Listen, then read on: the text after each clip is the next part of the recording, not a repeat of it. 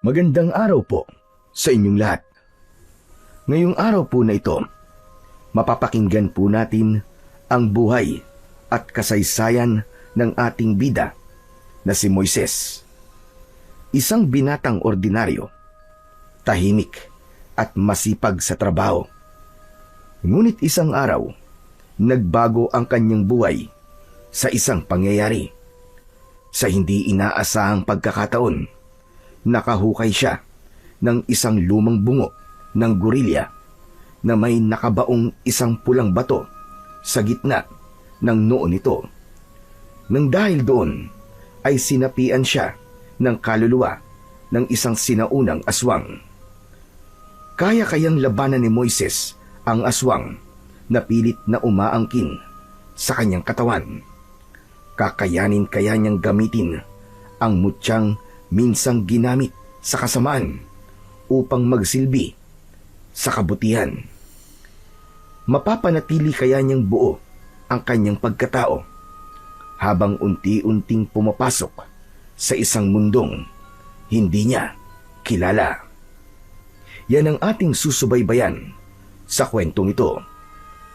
Pero bago po ang lahat, mga idol, huwag po nating kalimutang mag-subscribe at i-hit ang notification bell sa aking YouTube channel na The Voice Addict at Apong Isaak para sa mas marami pang makapigil hiningang kwentong aswang at katatakutan mula sa mundo ng kababalaghan. Umpisahan na po natin ang kwento. Tirik na tirik ang sikat ng araw ng oras na yon. Sa isang bakanting lote, 4 na lalaki ang abalang naguhukay. Malalim na ang butas ng ginagawa nilang septic tank. Ito ay para sa isang bahay na ipapatayo pa lamang. 2 dito ay sina Moises at Arong. Sila ang nasa loob ng butas.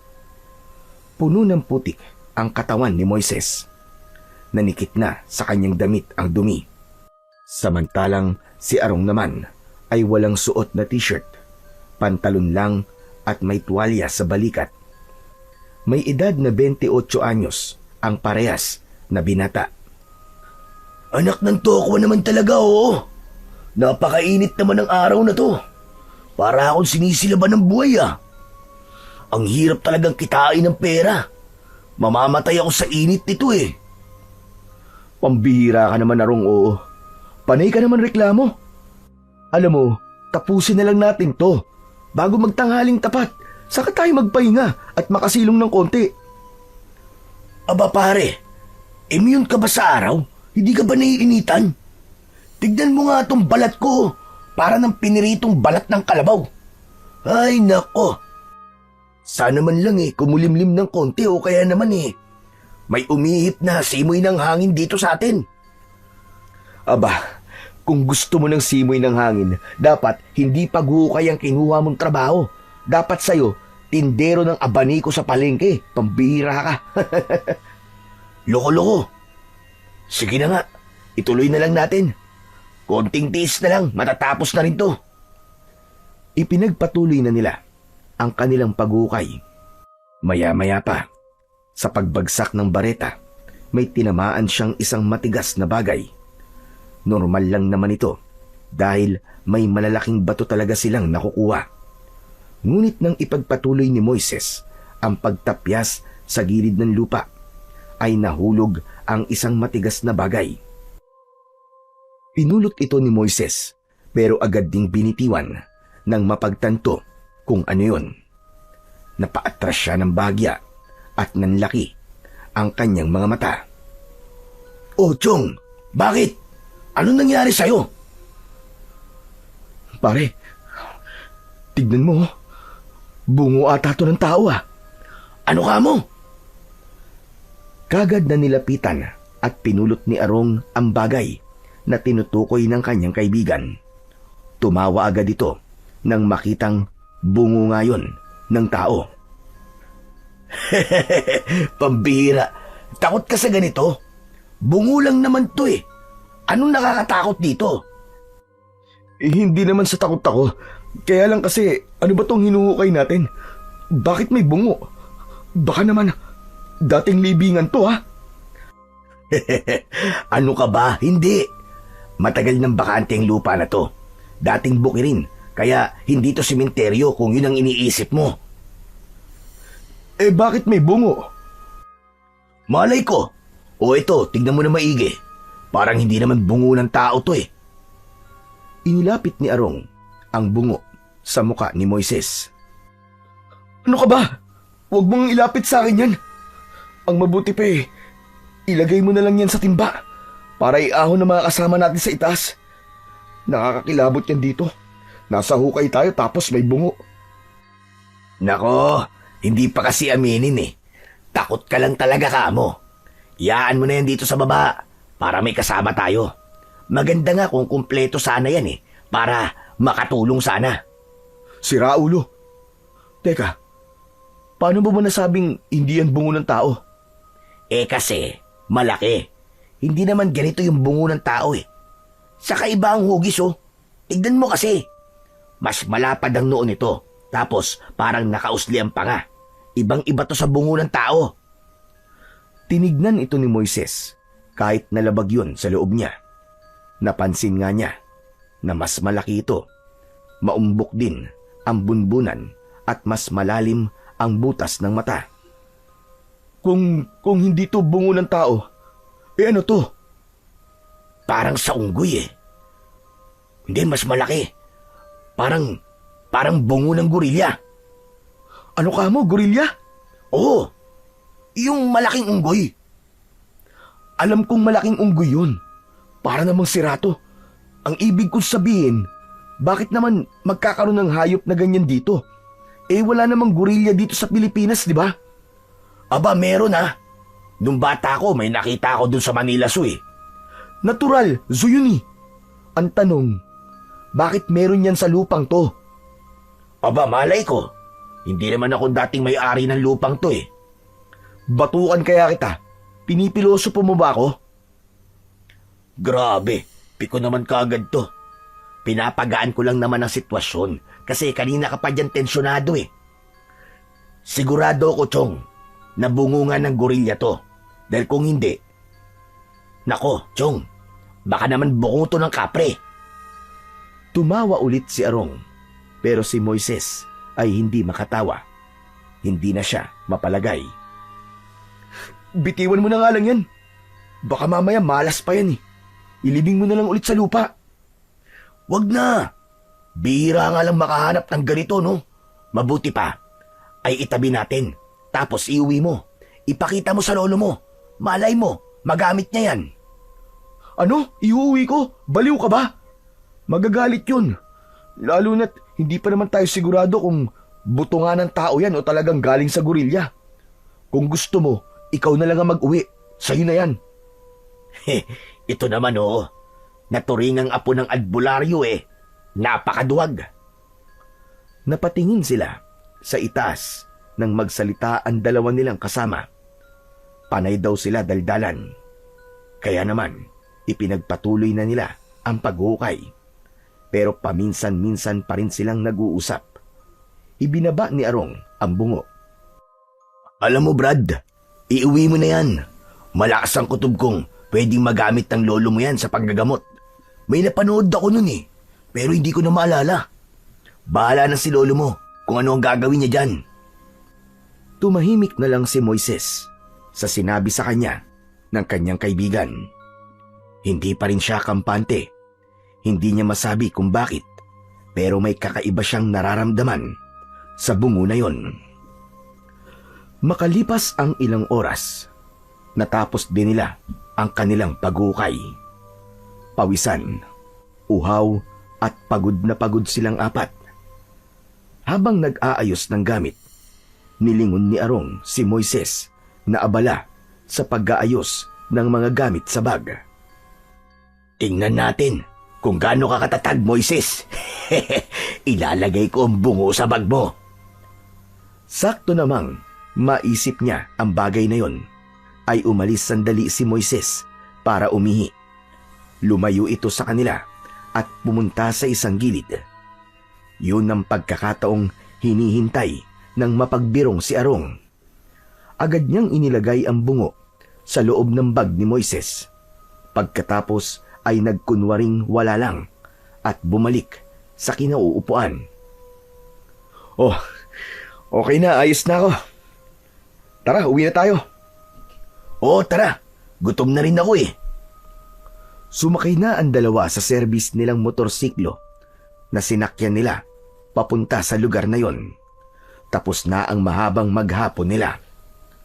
Sa biyahe nagkwentuhan pa sila tungkol sa plano nilang muling paghukay kinabukasan. Pero hindi na nila pinag-usapan ang tungkol sa bungo. Pag-uwi ni Moises, dumiretso siya sa likod ng kanilang bahay. Isinabit niya ang bag sa dingding. Nilinis niya na rin ang kanyang katawan. Hinugasan ng braso at leeg na punong-puno ng putik. Nagpalit siya ng damit at isinabit ang maruming kasuotan sa likod ng kubo bago pumasok. Pagpasok niya sa loob ay nakita niya ang kanyang lolo na nasa harap ng altar, nakaluhod at nagdarasal. Ang altar na yon ay simpleng lamesa lang na may puting tela. Sa ibabaw nito ay may 3 imahe, ang Santo Niño, Birheng Maria at si San Miguel. May 2 kandilang puti na nakasindi sa magkabila ang gilid. May maliliit na palanggana sa isang sulok kung saan may tubig na may dahon ng langka. Nasa gitna ang isang maliit na kahon ng mga agimat. Tahimik na dumaan doon ang binata at tumuloy siya sa sala at naupo. Tahimik siyang naghintay habang patuloy pa rin sa pagdarasal si Lolo Nestor. Ilang minuto rin ang lumipas. Natapos na rin ang matanda. Ngunit paglingon nito ay agad na narinig niya ang galit na boses ng kanyang lolo. Hoy, ikaw! Kanina ka pa ba riyan? Abay, bakit hindi ka sumama sa pagdarasal? Paulit-ulit ko na lang bang sasabihin sa'yo na kapag nakita mo ako nagdarasal, ay lumapit ka at maupo dito sa tabi ko. Pasensya na po kayo, Lo. Ayoko lang po kasing makaistorbo po sa pagdarasal nyo eh. Anong makaistorbo ang pinagsasasabi mo? Lagi ko kang bilin sa'yo yun, di ba? Ay, nako kang bata ka. Sa susunod na lang po. Galing din naman po kasi ako sa trabaho eh. Pagod din po ako, Lo. Hindi sapat na dahilan yan. Ikaw ang hahalili sa akin. Kapag matanda na ako, dapat ka nang masanay sa pagdarasal at dapat sa'yo natututo na sa mga orasyon. Naku, Lo. Alam niyo namang wala akong hilig sa mga ganyan-ganyan eh. Anong walang hilig ang sinasabi mo, taski kang bata ka? Baka gusto mo tuktukan kita. Hindi pwede ang ganyang katwiran sa akin. Kaya gusto mo o hindi, obligasyon mong matuto. Wala ka bang pakialam sa tungkulin mo sa pamilya natin? Hindi naman po sa walang pakialam, Lo. Pero naniniwala po kasi akong hindi ko talaga linya ang mga ganyan eh. Hindi naman po kasi ako kagaya nyo. Umupo si Lolo Nestor sa tabi niya at hinarap ang kanyang apo. Nakahawak pa rin sa tuhod at halatang mainit ang ulo nito. Apo, hindi ito tungkol sa kung ano ang gusto mo o hindi mo gusto. Tradisyon ito. Pamana. Kailangan sa bawat salinlahi. Kailangan may magmana. Kung hindi ikaw sino ang pagpapasahan ko nito? Wala naman ng iba. Napakamot sa ulo si Moises sa sinabi ng kanyang lolo Nestor. Lo, wala ka na bang ibang apo? Wala! Kung bakit naman kasi ang nanay mo nagtipid sa anak? Di sana marami akong pwedeng pagpilian. Kaso wala Ikaw lang. Tumayo si Lolo Nestor at biglang lumakad palayo sa binata. Sa puntong yun ay alam na ni Moises na galit na ang kanyang lolo at hindi na siya nito kakausapin. Hindi na kumibo pa si Moises. Bagkus ay pumunta na din ito sa kusina at nagsalang siya ng tubig sa kalan. Kumuha siya ng luya, dinikdik ito at saka pinakuluan. Ilang minuto pa ay inilagay niya na ito sa tasa at inihain sa matanda. Olo, uminom ka muna ng salabat, pampakalma. Tinignan lang siya ng kanyang lolo, pero kinuha rin ng tasa at uminom. Tahimik silang dalawa. Pagkaraan ng ilang higop, muling nagsalita si Lolo Nestor. Mas kalmado na ang tinig. Pwede na ba kitang makausap ng matino? Oo naman po. Moises, iho, lahat ng sinasabi ko, hindi yun para pahirapan ka. Matanda na ako. Bilang ng mga araw ko sa mundo. Hindi ko naman hinihiling na mamatay ako kagad. Pero di ba, doon na tayo papunta eh. Tungkulin kong ihanda ka. Hindi lang para sa sarili mo, kundi para sa baryo. May mga nilalang at panganib na posibleng dumating. Kailangan ng baryo ng isang tagapagligtas. Yung mga ipapamana ko sa iyong kaalaman ay hindi lang basta isang pamana. Isa yung pananagutan. At kung hindi mo tatanggapin, baka may mamatay o kaya ay mapahamak. Sinong pwedeng magtanggol sa kanila? Naiintindihan ko naman po, Lo. Ayoko lang pong ipilit ang sarili ko sa mga bagay na hindi ko po talaga nararamdaman. Pero Lo, siguro darating po ang panahon, siguro isang araw, na mag-aalab din niyang sinasabi niyong damdamin. Yung pagnanais na yakapin ang lahat ng to. Sana nga, Apo. Sana nga. Sana nga dumating pa ang araw na yon bago ko magpahinga o mawala sa mundong ito. Huwag po kayong mag-alala, Lo. Sisikapin ko po. Basta, huwag niyo lang po ako madaliin. Ikaw ang bahala. Pero sana, huwag mo rin hayaang masayang ang panahon dahil hindi natin alam kung kailan darating ang panganib.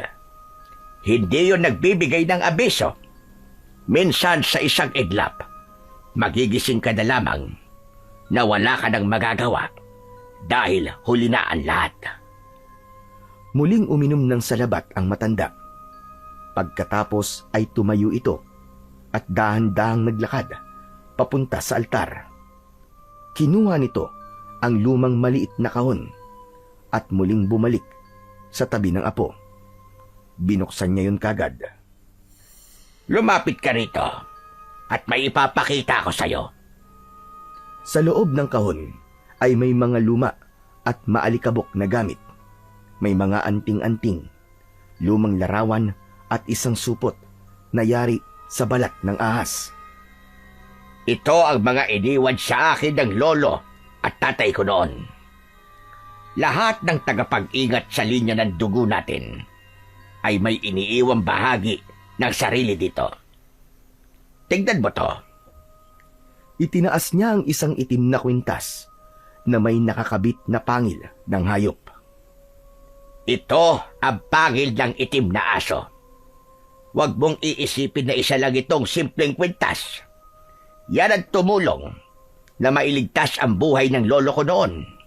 Yung sinalakay niya ang isang baryong puro aswang ang nakatira.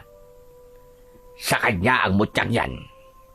Ito namang isa, kay tatay galing. Lahat ng mga nagmamana nito ay may kanya-kanyang agimat na gamit. Iba naman ang sa akin. At darating ang panahon, magkakaroon ka rin ng sayo. Ano ho? Magkakaroon din po ako ng sarili kong mutya? Oo, pero depende pa rin yun. Pwedeng magkaroon ka ng bago o kaya naman may mamanahin ka sa mga ito na pwede mong gamitin. Depende sa mga mutya kung ikaw ang pipiliin nila.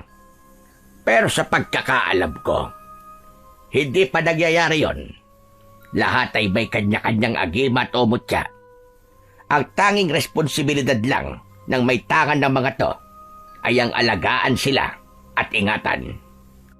Ganun po pala.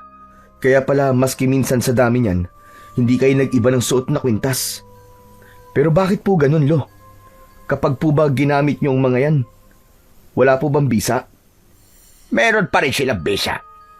Pero hindi kasi sila nagpapagamit ng basta-basta. Ang bawat butya, may sarili silang kapangyarihan at ugali. Hindi sila parang laruan lang na kapag gusto mong gamitin, agad nagagana. Kailangan nilang maramdaman na totoo ang hangarin mo, na hindi mo lang sila ginagamit para lang sa sarili mong kapakinabangan. Saka kung alam nilang hindi ikaw ang may-ari ng mutya, hindi talaga sila magpapagamit. Para po palang may isip din ng mga yan, ano? Oo, parang gano'n na nga. Tama ka. Nagpatuloy sa pagsasalita si Lolo Nestor. Maya-maya pa ay may inilabas itong isang maliit na bato na kulay berde. Nakatali naman ito sa isang itim na sinulid. Aniya, ito raw ang mutya na galing naman sa isang diwata sa sapa at kaya nitong linisin ang dugo ng isang taong nalason o nawaan ng laway ng isang aswang. Ngunit hindi ito gumagana kung hindi tanggap ng diwata ang taong may hawak nito. Kaya minsan, kahit na anong dasal ng may hawak, hindi ito tumatalab. Habang nagkikwento ang matanda, tahimik lang si Moises. Unti-unti na niyang nauunawaan ang lahat ng mga sinasabi ng kanyang lolo. Pero sa kabila ng lahat ng pagpapaintindi sa kanya, alam niyang hindi pa rin siya ang karapat-dapat. Sumapit na ang gabi. Matapos ang kanilang simpleng hapunan, pumasok na sa kani-kanilang silid ang dalawa. Maagang nakatulog ang binata dahil na rin sa matinding pagod ng kanyang katawan. Ngunit pagsapit ng 12:00 ng madaling araw, biglang naalimpungatan ang binatang si Moises. May narinig siyang isang kakaibang tunog. Hindi ito normal, isang mahina pero malalim na ungol o bulong. Pinakinggan niya itong mabuti at nalaman niyang galing ito sa likod ng kanilang kubo. Agad siyang nagtalukbong ng kumot. Pilit niyang pinipikit ang kanyang mga mata, pero nanatiling gising ang kanyang diwa. Nagpatuloy ang ungol, para bang may umaakyat o bumabangong bangkay sa lupa. Mas lalo siyang kinabahan nang tumagal ito at mas lumakas sa paglipas ng ilang sandali. Anak ng... ano ba yun? Gabing-gabi na eh. Ayaw magpatulog. Tumayo siya, dahan-dahan sa paglalakad, palabas ng kanyang silid. Ngunit nang makarating siya sa sala, natigilan siya nang biglang bumukas din ang pintuan ng kwarto ng kanyang lolo. Nagkatinginan pa silang dalawa. Lo?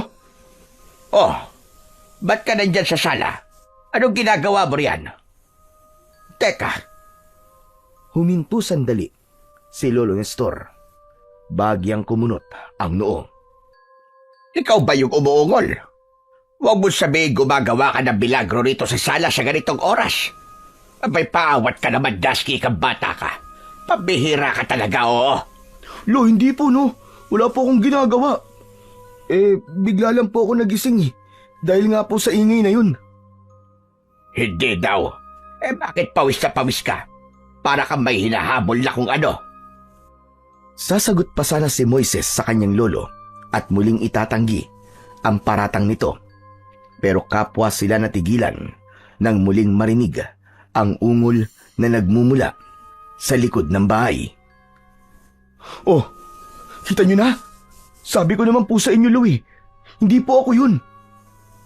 Alam ko, ikaw naman hindi ka na mabiro. Pero yung ungol na yon, alam ko rin hindi pagkaraniwan. May nararamdaman akong isang masamang presensya. Ano ho? Masamang presensya? Ano po, Lolo? Multo po ba? Hindi lang multo. Mas malala pa sa multo, iho. Tignan mo. Ngayon lang ako kinalabutan ng ganito sa tanang buhay ko. Mabilis na kinuha ni Lolo Nestor ang kanyang sandata na buntot pagi at dahan-dahang lumapit sa pinto ng kusina. Nag-alangan naman bigla si Moises. Lo, ano pong balak nyo? Lalabas po ba kayo? Oo, iho. Kailangan kong malaman kung saan o kanino nanggagaling ang ungol na yon. Lo, baka po pwedeng wag na lang. Baka po kasi may masamang tao lang na nagtitrip po dun sa labas eh. Ngunit hindi nakinig ang matanda sa sinabi ng apo nito. Lumabas pa rin ito ng pinto. Kaya naman, dali-daling kumuha si Moises ng itak sa gilid ng kusina at sumunod. Paglabas niya, nakita niyang nakatayo ang lolo niya sa harap mismo ng kanyang bag. Iho, ano ton laman ng bag mo? Po, mga gamit ko lang po sa trabaho saka ilang extra po na damit. Bakit po, Lolo? Nalaman na kagad ni Moises ang sagot nang sa paglapit niya ay muling narinig ang pag-ungol. Nanindig ang balahibo niya nang mapagtantong dun mismo sa bag niya nang gagaling ang kakaibang tunog. Natigilan siya. Hala, bakit po may tunog dyan? Abay balay ko sa'yo damuho ka. Ikaw ang may gamit niyan. Hindi mo alam kung ano ang laman. Hala sige, buksan mo nang makita natin. Pero Lo, ano po ba kasing laman yan? Bakit may umuungol po sa loob? Buksan mo nga para makita kung ano ang laman at para malaman na rin natin kung bakit umuungol. Kahit natatakot ang binata, ay wala siyang nagawa kundi buksan ang kanyang bag. Nanlaki ang kanyang mga mata nang makitang naroon mismo sa loob ng kanyang bag ang bungo na nahukay niya kanina sa trabaho nila. Ano ito? Bakit may ganito sa bag mo? Hindi ko po alam, Lolo. Hindi ko po alam kung paano po napunta yan dyan. Mabilis ang tibok ng kanyang puso habang pinagmamasdan ang bungo sa loob ng kanyang bag. Ang panga nito ay tila bahagyang gumagalaw, paangat at pababa. At sa bawat buka ng bibig ay may usok na lumalabas, mistulang hininga ng patay. Nang mapagmasdan itong mabuti ng binata, ay agad niya itong binitiwan. Gumulong ang bungo sa lupa, pero sa di sinasadyang pagkakataon, para bang tila biglang humarap ito sa binata. At sa imahinasyon ni Moises, ngumiti sa kanya ang bungo at tumitig. Hala, Lolo, tignan niyo po. Nakangiti sa akin yung bungo. Nakatitig po sa akin. Agad siyang nagtago sa likod ni Lolo Nestor. Hawak ang laylayan ng damit nito, habang ang matanda naman ay tila hindi makapaniwala sa nasasaksihan. Moises, saan mo ba talaga nakuha yan? Sabihin mo nga sa akin. Ngunit bago pa siya makasagot sa kanyang lolo, bigla itong umungol muli. Isang mahaba at malalim na tunog na tila ba hinugot mula sa hukay. Agad na kumilos si Lolo Nestor nang matitigang mabuti ang galaw ng bungo. Parang bigla siyang may naalala. Kumuha siya ng isang basahan na nakasabit sa sampayan at tinakpan ng bungo. Maingat niya itong binalot ng tela at inilagay sa isang sulok. Halika sa loob, Moises. Pag-usapan natin ito. Tahimik na sumunod si Moises sa kanyang lolo. Naupo sila sa maliit na hapagkainan sa kusina. Doon nagsimulang magsalita si Moises. Lolo, ang totoo po ang bagay po na yun. Nahukay ko po nung nagbubungkal po ako ng lupa sa trabaho. Bakit nasa bag mo? Sandaling natahimik si Moises. Doon niya biglang naalala ang kaibigan niyang si Arong. Si Arong, ang huling taong nakita niyang tila hinawakan ng bag niya bago sila umuwi. Anak nang, mukhang alam ko na po kung sino po naglagay nun sa bag ko. Sigurado po ako, Lolo, na si Arong yun. Nung nahukay ko po kasi yun, pinipilit po niya akong iuwi ko daw tapos ipakita daw po sa inyo. Baka raw po kasi magamit niyo sa panggagamot. Sabi niya baka daw po may kapangyarihan yan. Tumaas ang kilay ng matanda. Tumitig ito sa kanya ng diretso. Tama siya. May kapangyarihan nga ang bagay na yan. Pero hindi yun gamit ng isang albularyong katulad ko. Ang bungo na yun ay ginagamit sa ritual ng mga sinaunang aswang. Ano ho? Aswang? Ibig sabihin mga aswang ang may-ari ng bagay na yun, Lo? Oo. Ginagamit nila yon para magsalin ng kanilang kalagayan bilang aswang. At alam mo bang, pinaiinom nila yon ng dugo bilang bahagi ng ritual nila at upang manatiling buhay at makapangyarihan. Lutong-luto yon sa mga dasal at orasyon ng kasamaan. Sabi ko na nga ba kanina pa ako kinikilabutan sa bungo na yun Nang makita ko yung kanina, Lo, masama na ang aking kutob. Loko-loko talaga tong si Arong, oo. Hindi to magandang biro Umanda siya sa akin bukas. Bibigwasan ko talaga siya.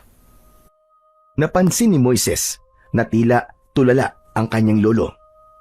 Para bang may malalim itong iniisip. Lumapit siya at tinapik ang balikat nito. Lo, bakit po? Parang ang lalim-lalim naman po ng iniisip nyo. Teka, Lo. Paano nyo po pala nalaman na gamit ng aswang ang bungo? Nakakita na po ba kayo ng ganun dati? Oo, Moises. Nakakita na ako. Napakurap ang binata. Hindi siya makapaniwala sa kanyang lolo. Talaga po? Nung kabataan ko, sumama ako kay Lolo sa kabundukan ng Quezon. Doon ako unang nakakita ng ganung uri ng bungo. Hindi sa tao yon, Moises. Sa gorilla ang bungo na yon. Tama pala talaga si Atong nang sabihin niyang sa gorilla ang bungo na yon. Oo, sa gorilla yon. Hindi ko alam kung saan nila kinukuha ang mga bagay na katulad nun.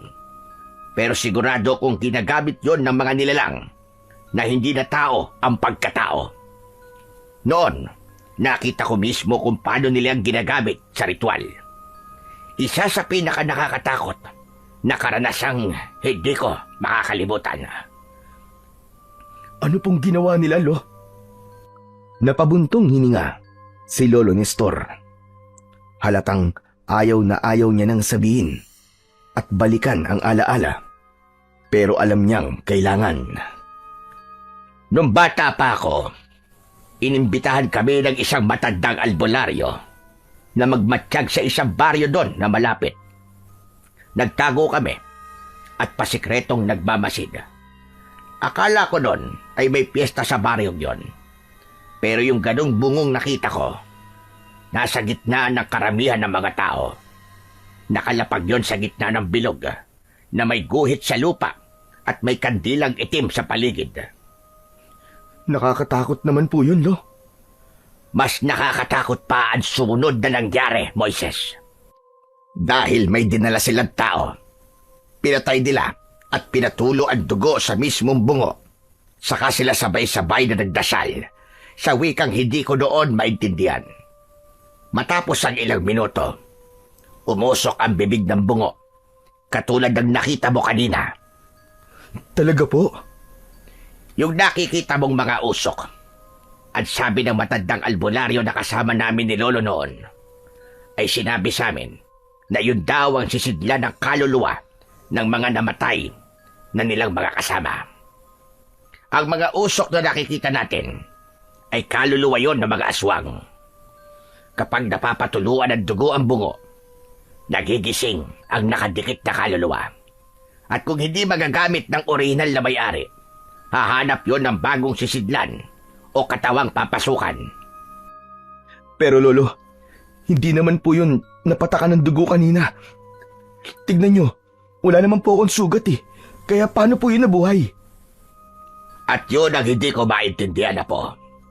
Kailangan agad siyang mailibing. Pero hindi dito. Hindi natin pwedeng itago o iwan dito ang bungo na yon. Napakadelikado. Lo, bakit? hindi niyo na lang po sirain. Hindi basta-basta pwedeng sirain ng mga gamit na ginagamitan ng sinaunang ritual, iho. Kung pilitin mo yon, baka sa halip na mawala ang kapangyarihan, lalo nang lumipat sa kung sinong malapit. Baka sa'yo, baka sa akin, mas delikado pa. Grabe, hindi ko po talaga alam, Lo. Anak ng tutsa, oh. Kasalanan talaga to ni Arong eh. Nilagay niya ako sa panganib. Hindi ko talaga siya mapapatawad. Humanda talaga siya sa akin. Teka, huwag ka na munang magalit sa kaibigan mo. Mukhang hindi naman talaga niya intensyon na ipahamak ka. Ngayong gabi, huwag mo munang lalapitan ang bungo. Bukas, ibalik mo na lang yan kung saan mo yan nahukay. Kailangan mong isole. At kailangan ay pabaunan kita ng isang orasyon. Kung may nakadikit ng buhay na espiritu dyan, kailangan yung pawiin at ibalik sa impyerno kung saan siya naggaling. Ako po? Hindi po ba pwedeng kayo na lang po magbaon nun? Ba't ako? Ako ba nakahukay? Ikaw lang ang maaaring magbaon yan muli sa lupa. Wala nang iba, Moises. Pero Lo, hindi po ba nangangagat yun? Magagangat talaga yon kapag hindi mo ibinalik. Loko ka talaga, bata ka. Nakakatakot naman po, Lo. Isa pat ikaw lang ibabaon ko. Opo, Lo, sige po. Ibabaon ko na lang po uli bukas. O siya, halika na. Pumasok na tayo at magpahinga. Paano po yung ingay, Lo? Takpan mo na lang yan tenga mo.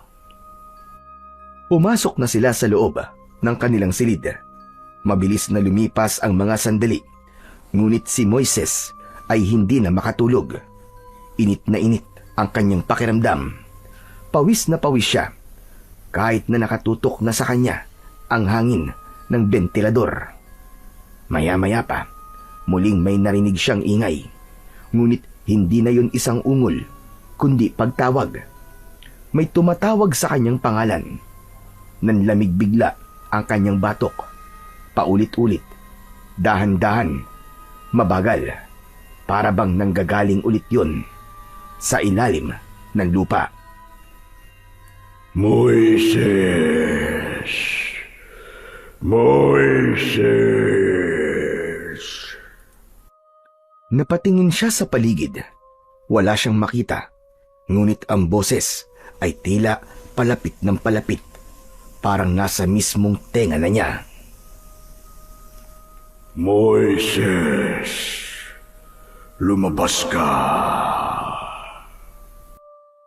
Bigla siyang natulala. Parang nawala sa ulirat si Moises. Hindi niya maintindihan ang kanyang sarili, ngunit hindi na siya tumutol. Para siyang hinihila ng hindi nakikitang lakas. Tumayo siya, walang imik. Binuksan ang pinto ng kanilang silid.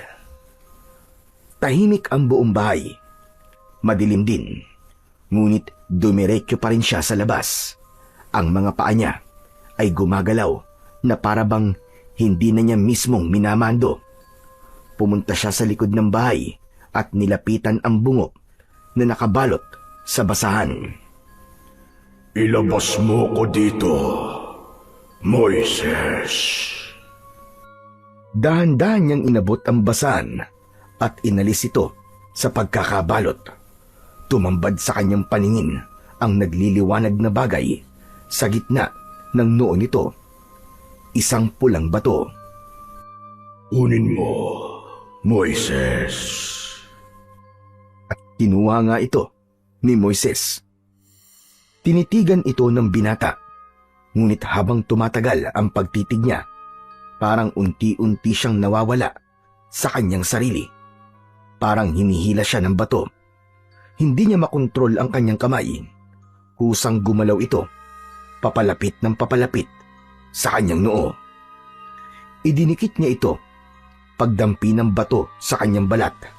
Bigla itong naglaho. Doon tila nagising ang diwa ni Moises. Anong ginagawa ko dito? Ibig sabihin, hindi pa naginip yung nangyari? Hala! Naguguluhan sa sarili ang binata. Hindi niya maintindihan ang mga nangyari. Kung totoo yun, asa na yung bato? Napatingin siya sa kanyang palad. Wala na ang bato. Hinaplos niya ang kanyang noo. Ngunit wala rin doon. Hindi niya alam kung totoo ba ang nangyari o guni-guni lang. Ipinikit niya ang kanyang mga mata. Pilit na iniintindi ang nangyari. Naku po, may sa demonyo talaga ang bagay na to. Agad niyang binalot muli ng basahan ang bungo. Tumalikod na siya at tahimik na bumalik sa loob ng bahay. Habang naglalakad pabalik, pakiramdam niya ay may mainit na pakiramdam sa kanyang noo. Hindi masakit, hindi rin mahapdi, pero kakaiba. Humiga siya at tinakpan ang katawan ng kumot. Pilit ipinikit ang kanyang mga mata. Kinabukasan, tanghali na, ay tulog na tulog pa rin si Moises. Pumasok si Lolo Nestor at ginigising na ang kanyang apo. Moises, iho, ba't gising na? Tanghali na po. Hindi ba't may pasok ka ngayon? Hindi kumibo si Moises. Umungol lamang ito ng mahina.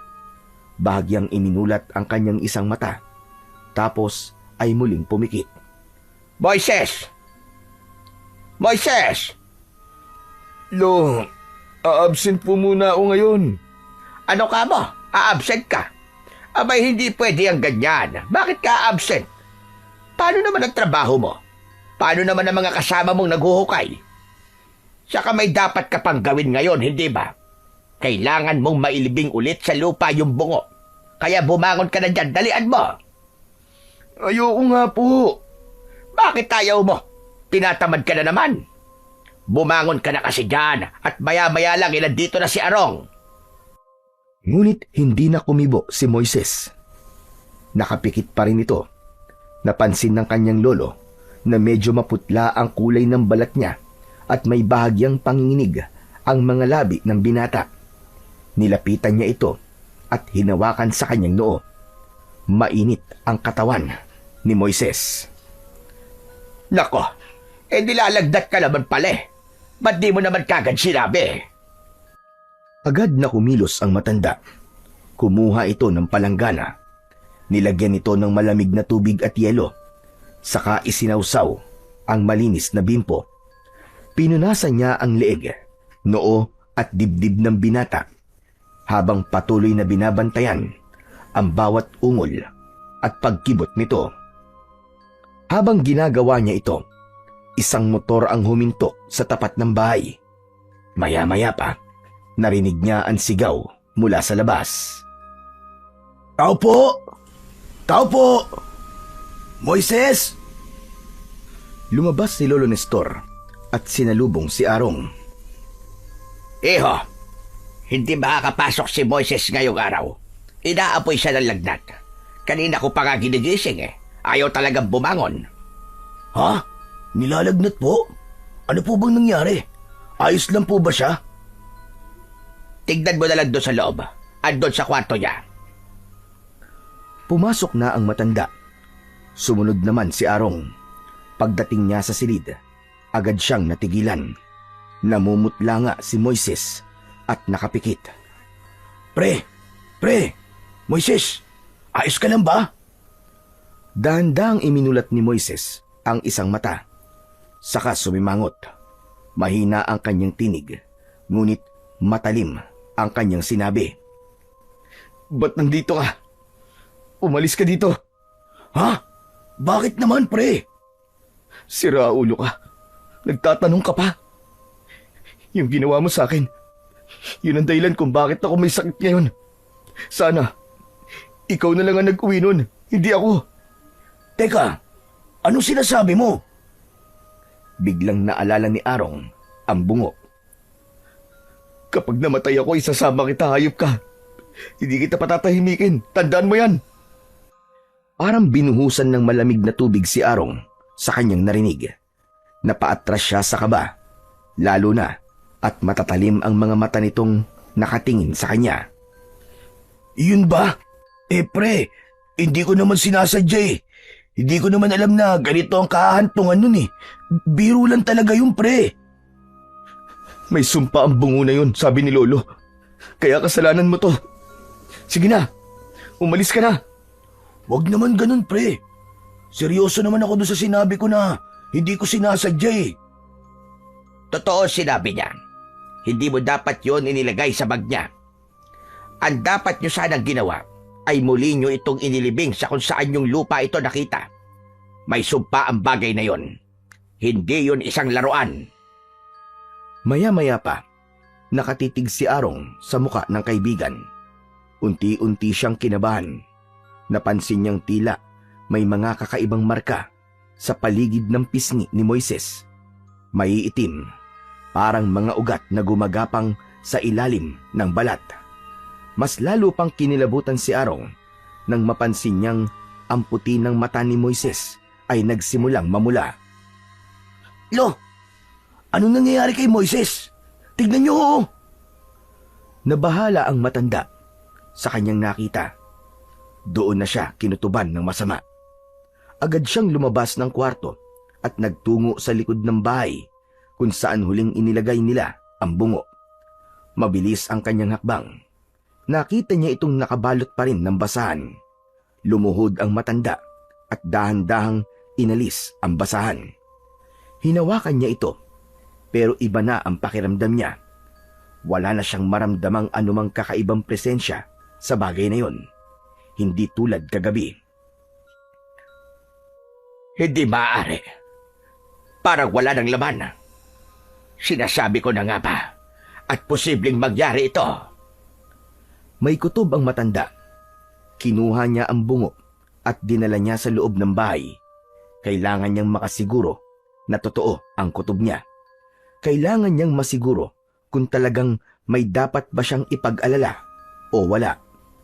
Dinala niya ang bagay na yon sa harap ng kanyang altar. Nagsindi siya ng puting kandila. Naglagay ng insenso at nagsimula siyang magdasal. Magsasagawa siya ng pagtatawas.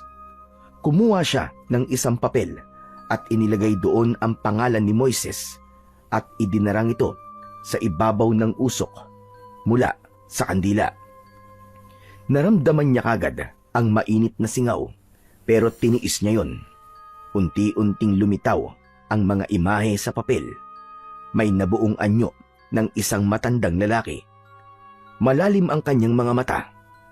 Mahaba ang muka at tila may sungay na nakausli mula sa gilid ng ulo. Ang balat ay parang sunog at ang bibig ay bahagyang nakangisi. Nanlaki ang mga mata ng matanda. Diyos ko po, ito na nga ba sinasabi ko? May sumanib na sa apo ko.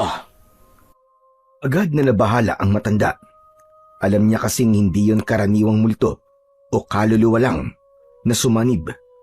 Isa itong espiritong malupit. Isang dating nilalang na minsang naging bahagi ng daigdig ng mga aswang. Marahil isa sa mga pinuno o isang tagapasa ng kapangyarihan. At ngayon nakita niya mismo ang kaluluwa ng dating tagapangalaga sa bungo ng gorilya ay nasa katawan na ni Moises. Tumayo si Lolo Nestor. Mabilis na kinuha ang bote ng banal na tubig at langis. Pumasok siya sa kwarto ng apo.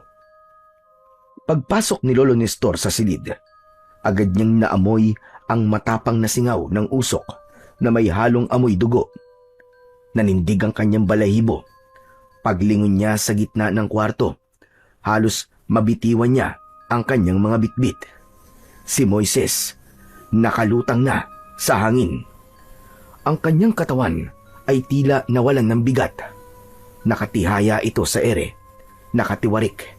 Ang mga braso niya ay nakabuka na parang ipinapako sa hangin, habang ang ulo ay nakatagilid. Nakatingin sa kisame na tila may sinusundan o minamasdan doon na hindi niya nakikita. Nanlilisik din ang mga mata ni Moises. Itim ang mga mata nito. Sa isang sulok ng kwarto, nandun naman si Arong. Yakap ang kanyang dalawang tuhod. Tulala ito at nakatitig sa ginagawa ng kanyang kaibigan. Namumutla siya, nanginginig. Halata sa kanyang muka ang labis na takot at kaba. Moises, apo! Anong nagyayari sa'yo? Umakabog ang dibdib ng matanda, pero alam niya na hindi siya pwedeng panghinaan ng loob. Nakalaban na siya sa maraming masasamang espiritu noon, mga ligaw na kaluluwa, engkanto, mga barang at mangkukulam. Ngunit ngayon, kakaiba ang nilalang na nasa harap niya, kaluluwa ng isang sinaunang aswang na hindi matahimik. Kinuha niya ang bote ng banal na tubig at langis. Tumayo siya sa gitna ng kwarto. Hinarap niya si Moises na nakalutang pa rin sa hangin. Lolo! Alam kong hindi ikaw ang apo ko, hayop ka. Kaya manahimik ka. Lumayas ka. Hindi ka nararapat sa katawang yan. At sino ka naman? Para utusan ako, tanda!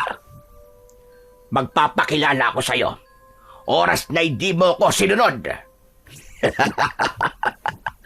Huwag kang mayabang. Hindi mo ko kaya. Ang katawag ito, akin na.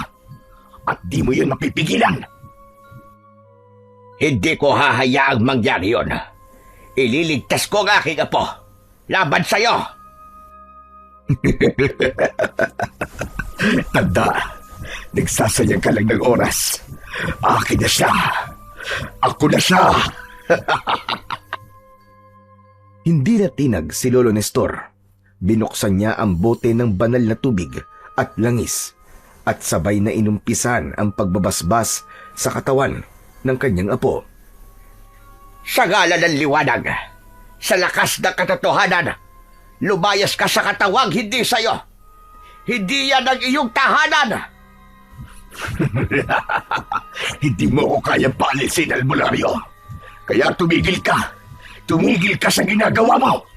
Ang katawang ito, ako na ang may-ari. Hindi mo siya pag-aari. Walang nagmamayari sa kanya, kundi ang Panginoon lamang. Ang katawan ng isang tao ay hindi mo pwedeng agawin na gano'n na lamang. Nagtaas ng kamay si Lolo Nestor. Nilagyan ng langis ang kanyang palad at idinampiyon sa noo ng binata. Sa sandaling yun, napasigaw na si Moises, ngunit hindi ang espiritu ang nasaktan, kundi si Moises mismo ang umangal. Napahinto si Lolo Nestor. Lo, wag! Lo, ang sakit no! Wag! Biglang tumawang muli ang espiritu. Muling umangat at nagpaikot-ikot ang kanyang paningin sa loob ng silid. Sige, saktan mo yung apo. Alam mo bang, anumang gawin mo sa akin ay sa kanyang epekto.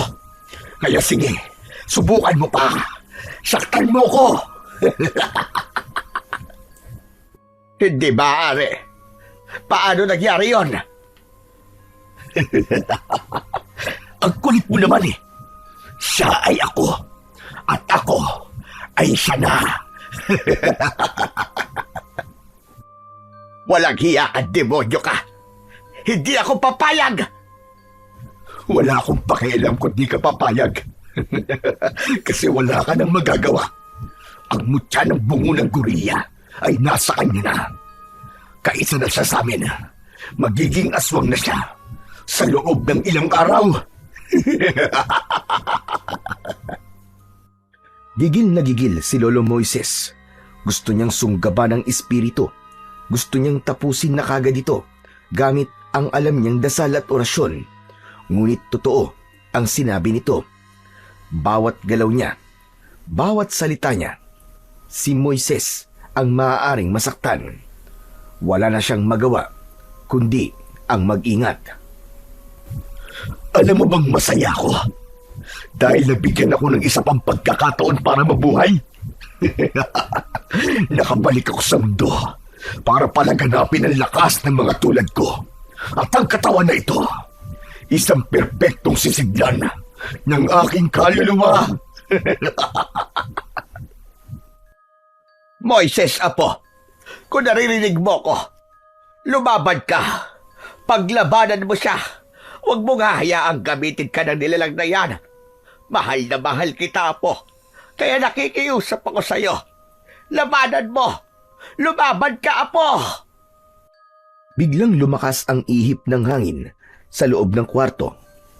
Ang kandila sa altar sa labas ay kusang namatay. Ang salamin na nakasabit sa dingding sa silid ay nagkaroon ng mga bitak. At sa gitna ng lahat ng yun, naramdaman ng matandang albularyo na nagsimula na ang laban ng dalawang enerhiya sa katawan ni Moises. Agad na bumulong ang matanda ng isang malakas na orasyon ng pagpapalayas bilang tulong sa binata.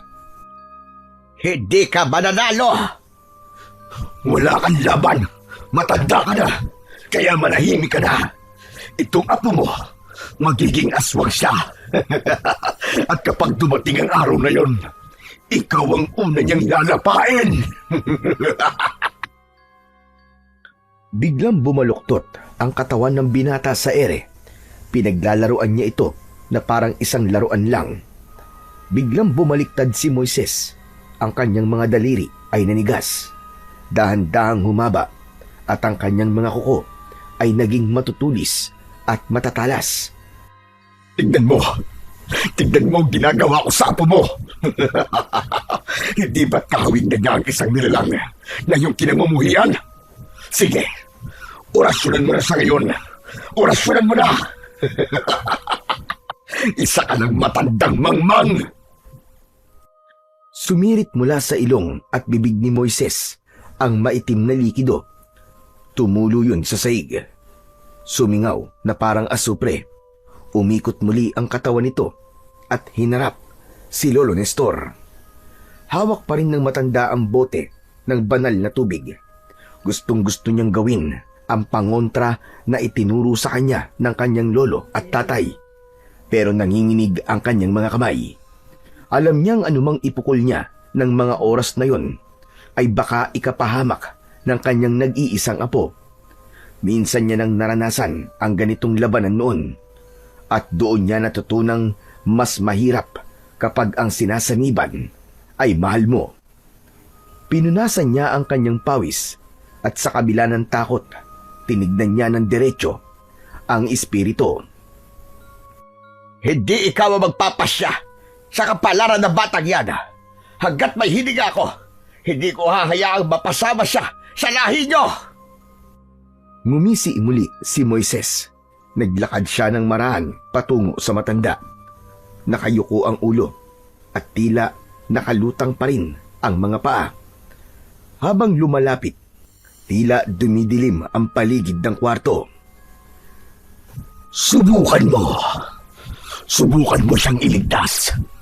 Tignan natin kung kaya mong ipaglaban ng isang kaluluwang nakatakda ng maging kagaya ko. Pagkasabi nun, bigla na lang nawalan ng malay si Moises. Napahandusay siya sa sahig. Arong, bilisan mo. Tulungan mo kong buhatin ang kaibigan mo. Iga natin siya sa katre. Dali! Oh, pero Lo, teka lang po. Di ba? Huwag ka na matakot. Ngayon tulog ang kaibigan mo. Sigurado kung pansamantalang nahiwalay ang masamang espiritu sa katawan niya. Halika na. Kailangan mo bilisan. Tulungan mo akong maihiga siya ng maayos sa katre. Nang sa ganon, ay madasalan ko siya ng proteksyon at pampalakas ng kanyang espiritual na kakayahan. Napilitan si Arong, bagamat kinakabahan at nanginginig pa ang kanyang mga tuhod, ay lumapit siya. Agad na lumuhod si Lolo Nestor sa tabi ng walang malay na si Moises. Inabot niya ang likod nito at itinukod ang isang braso sa ilalim ng balikat ng apo. Arong, hawakan mo mga paa niya. Mabilis lang ito. Lumapit siya sa paanan ni Moises at dahan-dahang iniangat ang mga binti. Pagkarga niya, napangiwi siya kagad. Lolo, ang bigat niya. Para ako may kargang isang sako ng bakal. Sige lang, Ibuhos mo ang lahat ng lakas mo, iho. Kaya natin to. Bibilang ako ng 3. 1, 2, 3. Sa wakas ay naipatong nila sa katre si Moises. Bakit po ganun? Napakabigat niya. Mamaya ko nalang ipapaliwanag. Sandali lang, Arong. Agad na kinuha ni Lolo Nestor ang botelya niya ng banal na langis. Binuksan ito at dahan-dahang pinahiran ng langis ang noo ng kanyang apo habang pabulong na bumibigkas ng dasal.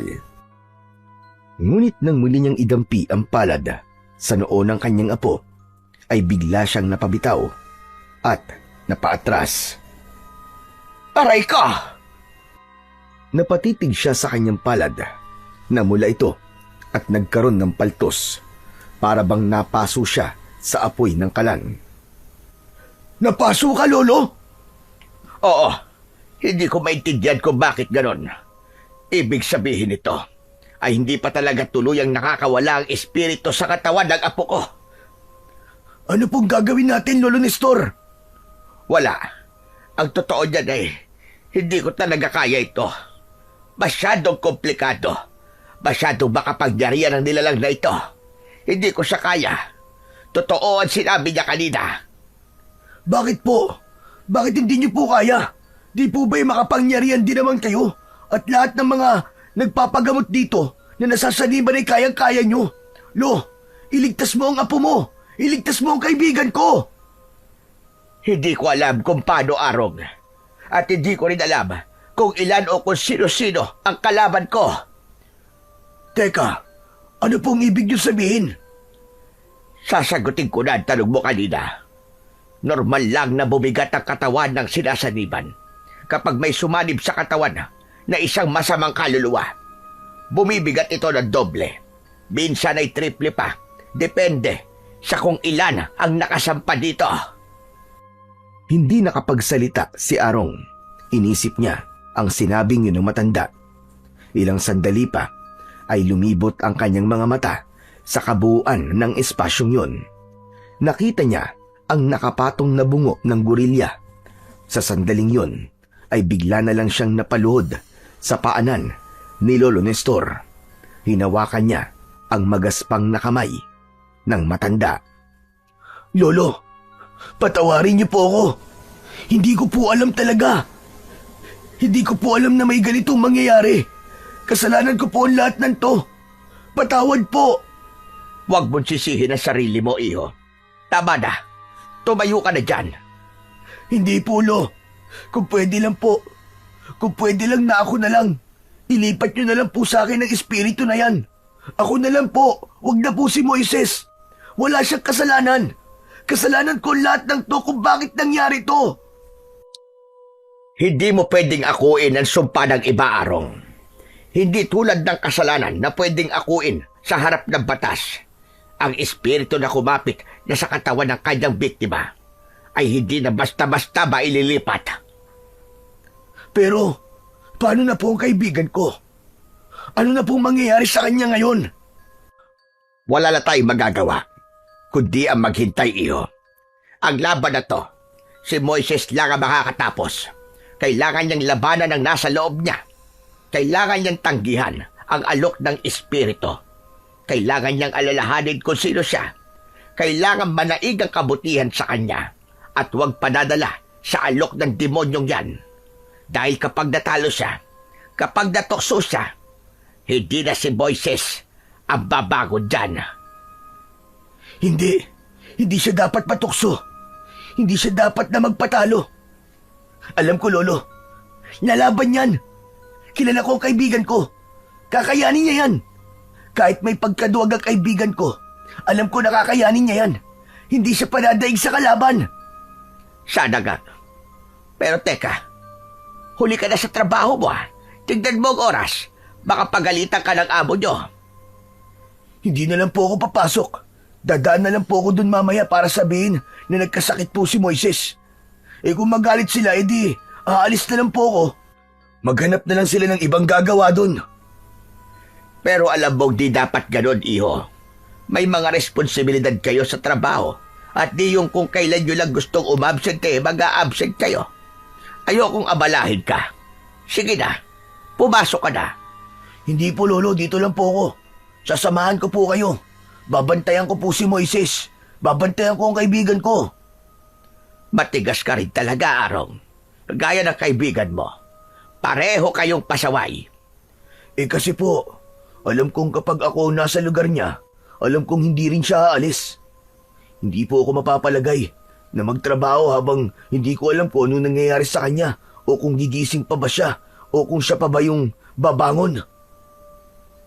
Sandaling natahimik ang matanda. Pinagmasdan niya ang kabuuan ni Arong. Sa dami kasi ng kabataan sa kanilang lugar, si Arong lang talaga ang naging matalik na kaibigan ni Moises mula nung bata pa ito. Salamat, Arong. Salamat sa pagmamalasakit mo sa apo ko na kaibigan mo. Kaso, alam mo bang galit siya sa'yo? Naiintindihan ko naman po ang galit niya sa akin eh. Natural lang yun. May kasalanan po ako sa kanya eh. At ayos lang po sa akin yun. Basta, maging maayos na siya. Pag nagising siya, Lolo, kahit suntukin niya ako ng ilang beses, ayos lang, hindi ako papalag. Para makabawi siya sa lahat ng mga kalokohang nagawa ko. Huwag mo nang iniisip yon. Ang importante ngayon ay may pagdasal natin siya na sana ay kayanin niya. Na sana ay malampasan niya ang matinding pagsubok na ito. Tara na po, Lolo, magdasal na po tayo. Kahit mula umaga hanggang umaga pa yan. Basta maging okay lang si Moises. Tumayo si Lolo Nestor at lumapit sa harap ng altar. Umuusok pa rin ang insensong inilagay niya kanina sa tabi ng bungo ng gorilya. Tahimik silang lumod. Pinikit ng matanda ang kanyang mga mata at inilapat ang dalawang kamay sa dibdib. Si Arong naman ay humawak sa gilid ng altar. Nininervyos ng konti dahil sa presensya ng bungo, pero determinado siyang tulungan ng kaibigan sa pamamagitan ng isang panalangin. Nagsimulang umusal ng isang dasal si Lolo Nestor. Isang sinaunang dasal na gamit ang isang kakaibang wika na natutunan niya sa kanyang lolo. At sa bawat katagang binibigkas nila, ang tanging laman ng kanilang dasal ay isa, ang kaligtasan ni Moises. Samantala, habang tulog si Moises, nagising siya sa isang tahimik na lugar. Wala siyang naririnig na ingay mula sa labas. Wala ring amoy, walang init o lamig. Pakiramdam niya ay lumulutang siya sa isang malawak na puwang kung saan wala siyang kasamang kahit na sino. Madilim na madilim ang paligid. Hindi niya makita ang sarili niyang mga kamay.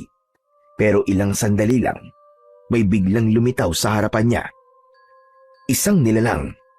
Hindi niya maipaliwanag kung ano ito. Pero sa pagdating ng nilalang, ay biglang lumiwanag ang paligid. Napansin niyang hindi naman pala talaga siya nakalutang, pero nakatayo siya sa itaas ng burol kung saan tanaw niya ang buong baryo nila.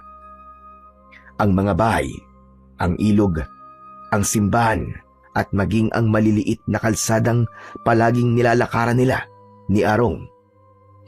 Pero may kakaiba, walang tao, para itong isang baryong walang buhay. Moises! Naglakad dito palapit sa kanya. Dahan-dahan, walang ingay ang bawat takbang. Nakikita mo ba ang latag yan? Sa isang pitik lang, kaya-kaya kong ibigay sa iyo ang buong baryo na yan. Anong ibig mo sabihin? Ang ibig kong sabihin, ikaw ang magiging hari ng lahat ng taong nariyan. Ikaw ang mabubuno. Wala nang magmamaliit sa'yo. Wala nang mag-uutos. Lahat sila ay yuyuko sa ngalan mo. At paano naman mangyayari yun? Bibigyan kita ng isang kapangyarihan hindi kayang pantayan ng kahit na sino. Hindi nakaimik si Moises. Lalo pang lumapit sa kanya ang nilalang. Halos idikit na nito ang bibig sa kanyang tenga. Alam kong pagod ka na. Ilang taon ka na nagtitiis, hindi ba? Nagtatrabaho ka na halos walang bayad. Nagsisikap ka. Pero ang kita mo, sapat lang na pangkain. Hindi pa masasarap ang ulam. Pero ngayon, kapag tinanggap mo ang kapangyarihang ibibigay ko sa'yo, makakain mo na ang pinakamasasarap na pagkain. Karne o putahe sa buong mundo. Mamili ka. Ang manatili kang alipin o kung ikaw ang magiging hari ng lahat. Hari? Isang hari ba na nakaupo sa trono? Ginagawa ko naman yun sa Idoro araw-araw Niloloko mo ba ako? Oo. Mukha ka naman kasing loko-loko Itsura mo lang. Hindi mo maayos. Tapos aalukin mo pa ako na maging hari. Bakit? Ano bang gusto mong maging itsura ko? Ganito ba? Napatingin si Moises habang dahan-dahang nagbabago ang anyo ng nilalang.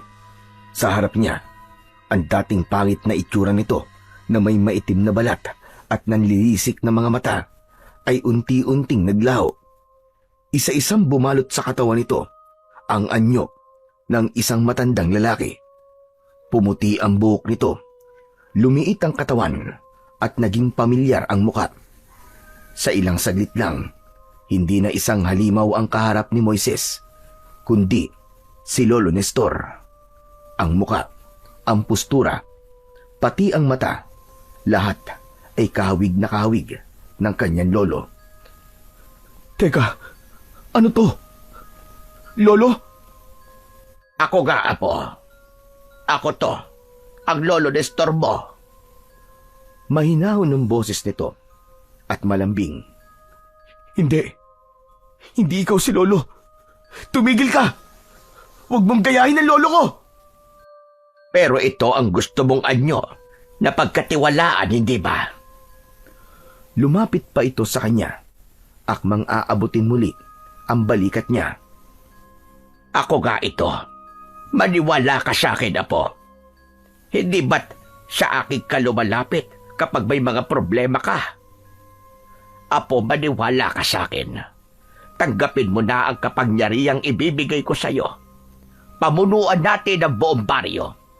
Kung mahal mo ko, makikinig ka sa akin.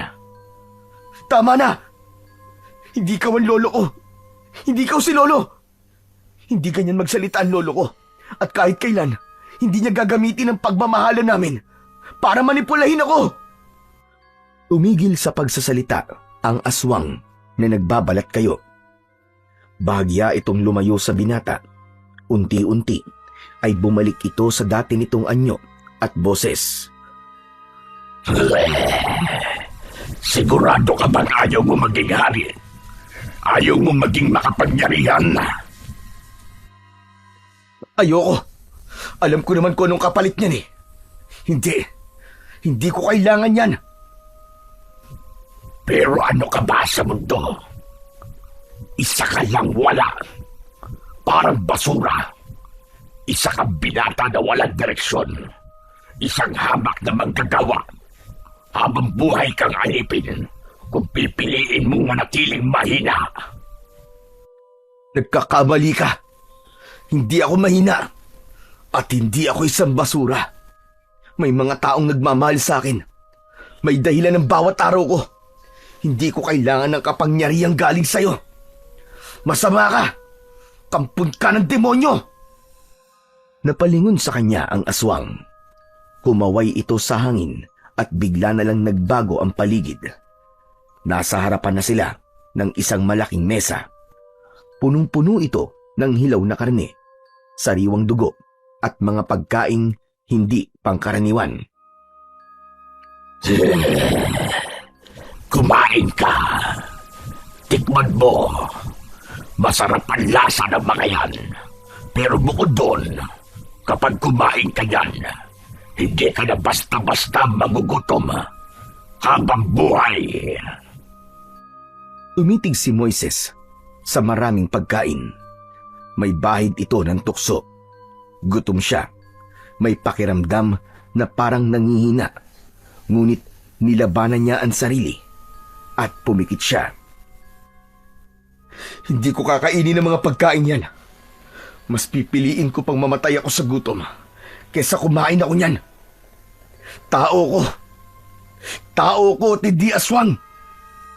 Napangisi ang aswang. Hindi na nito naitago ang inis at galit. Ang lahat ng nasa mesa ay unti-unting nag-iba ng anyo.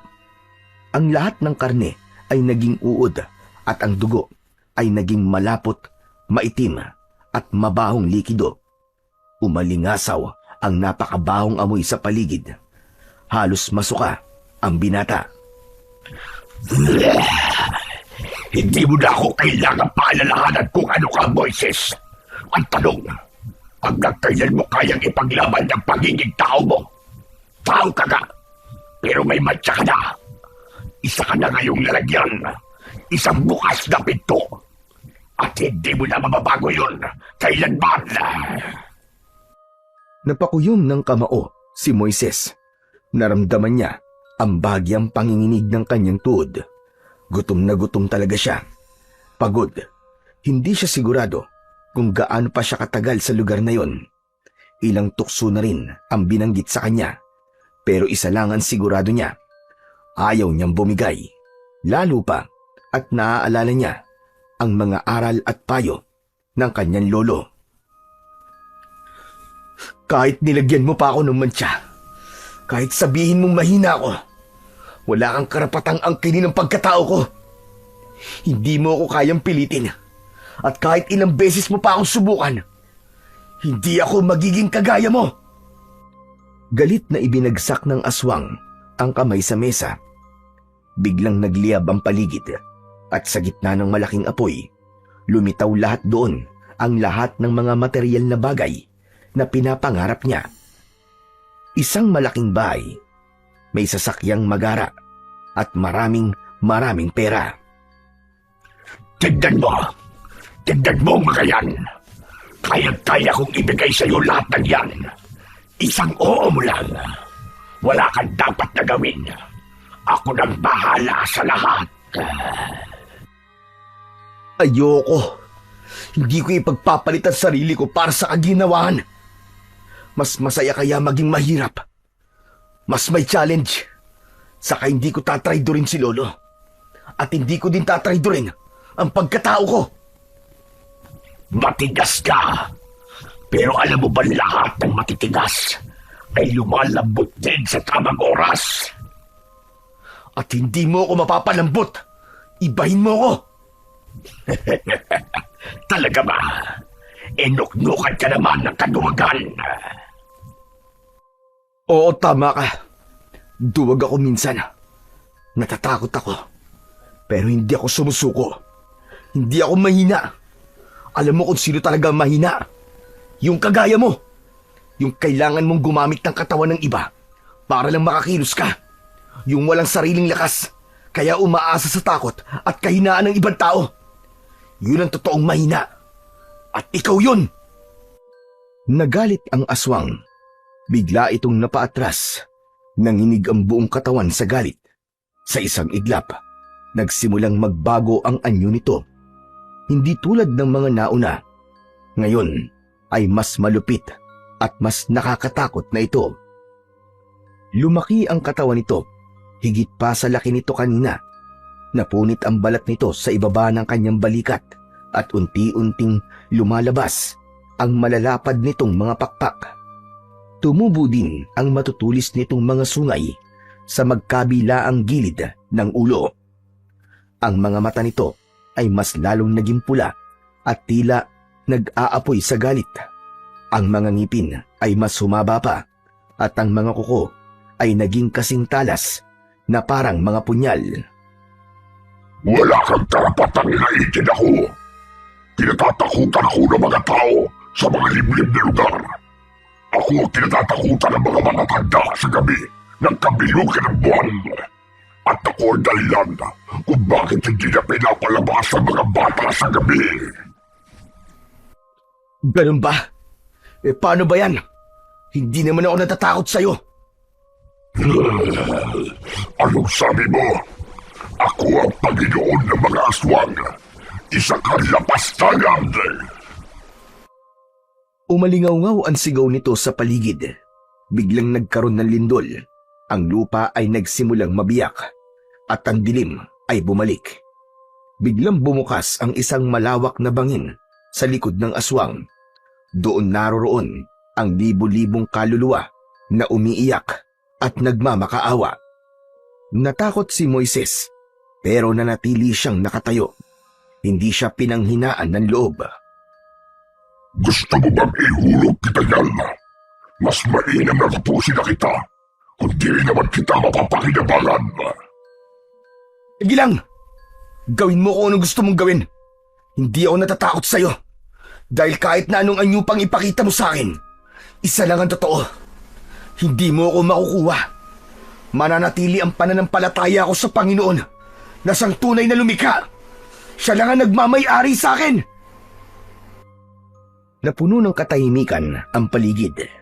Muli, tumingin ang aswang sa kanya. Hindi na ito makangiti o makangisi. Ang kanyang anyo, punong-puno ng galit at pagkadismaya. Matigas talaga ang ulo mong bata. Pero ito tatandaan mo. Hindi kita kailangan pilitin.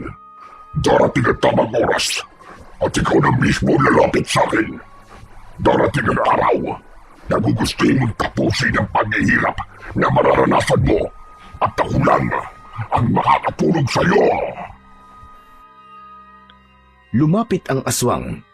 Inabot nito ang noo ni Moises. Ngunit sa oras na dumikit ang kanyang palad, may liwanag na biglang sumabog mula sa katawan ni Moises. Napaatras ang aswang. Napasigaw pa ito. Hindi niya kinaya ang liwanag. Hindi pa tayo tapos, Moises. Babalik ako. Hindi kita patatahimikin.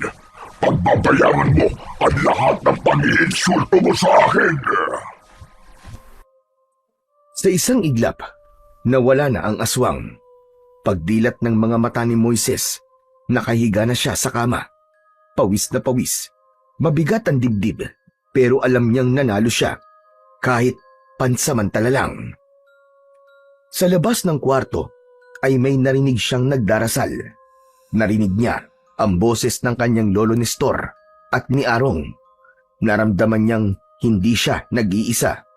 May mga taong ipinaglalaban din siya. At dahil doon, lumakas ang loob niya. Naisip niyang handa na siya anumang oras na bumalik ang aswang. Unti-unti siyang bumangon sa kama. Mabigat ang kanyang katawan. Parang pagod na pagod. Dahan-dahan siyang lumakad patungo sa pinto ng kanyang silid. Nangihina siya. Tapos ay kumakalampa ang kanyang sikmura. Pagdating niya sa harap ng pintuan, nakita niya sa harap ng altar ang kanyang lolo at tinawag niya ito. "Lolo!" Halos sabay na lumingon si Lolo Nestor at Arong sa kanya. Pagkakita sa kanya ng kanyang kaibigan, bigla itong tumayo at nagmamadaling lumapit sa kanya. Pero bigla siyang natigilan ng bahagyang umatras. "Oh, bakit ka uminto?" Ikaw na ba talaga si Moises? Pre, ikaw na ba talaga yan? Natawa si Moises sa naging reaksyon ng kanyang kaibigan.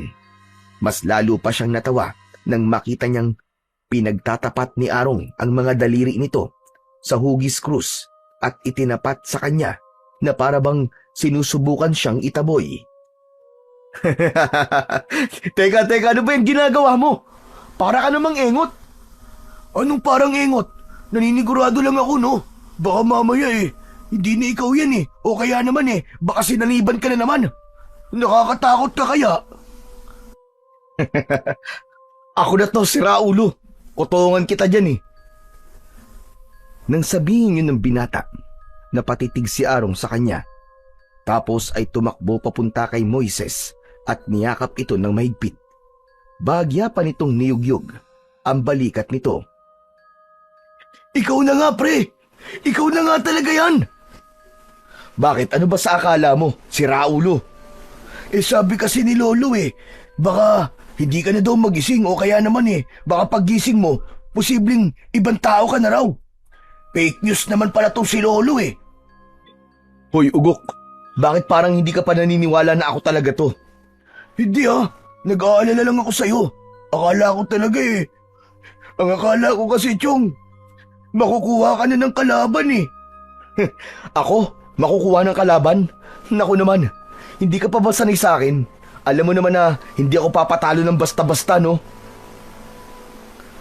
Lumapit na rin si Lolo Nestor sa dalawa. Hindi ito makapaniwala sa kanyang nakikita. Apo, kumusta ka? May masakit ba sa'yo? Ano nangyari? Ikwento mo sa akin, Apo. Ngumiti lang si Moises at tumango, pero hindi direktang sinagot ang sunod-sunod na tanong ng kanyang lolo. Lo, may pagkain po ba tayo dyan? Gutom na po ako At gusto ko rin po ng malamig na tubig. Yung marami pong yelo. Lo, pahingi po ako. Napailing ang matanda dahil sa ginhawa at labis na tuwa. Agad nilang inalalayan si Moises papunta sa kusina. Doon ay hinainan niya ito ng mainit-init pang adobo. Ngunit nang iaabot na niya ang pinggan, tinanggihan ito ni Moises. Sorry po, Lo, pero ayoko po muna ng karne. Gusto ko po sana'y gulay. Kahit nilagang gulay lang, Lo, na may sawsawang bagoong, okay na ako dun.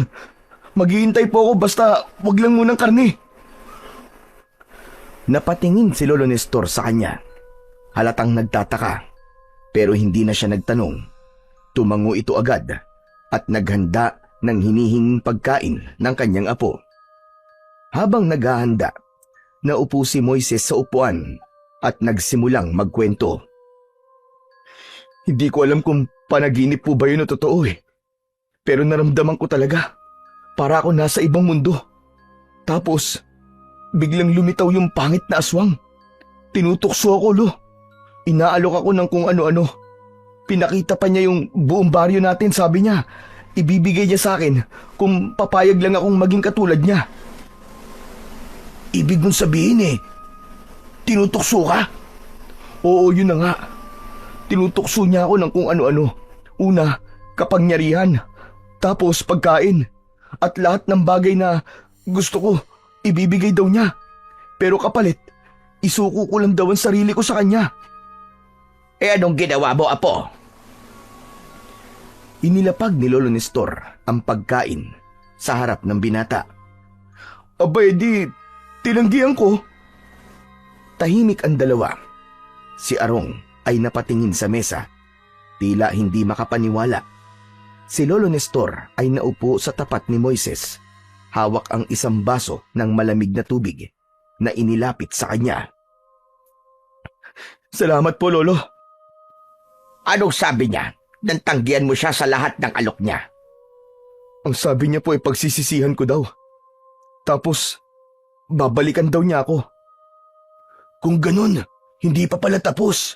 May rematch pa. Aba, ayos Tama na yan, Arong.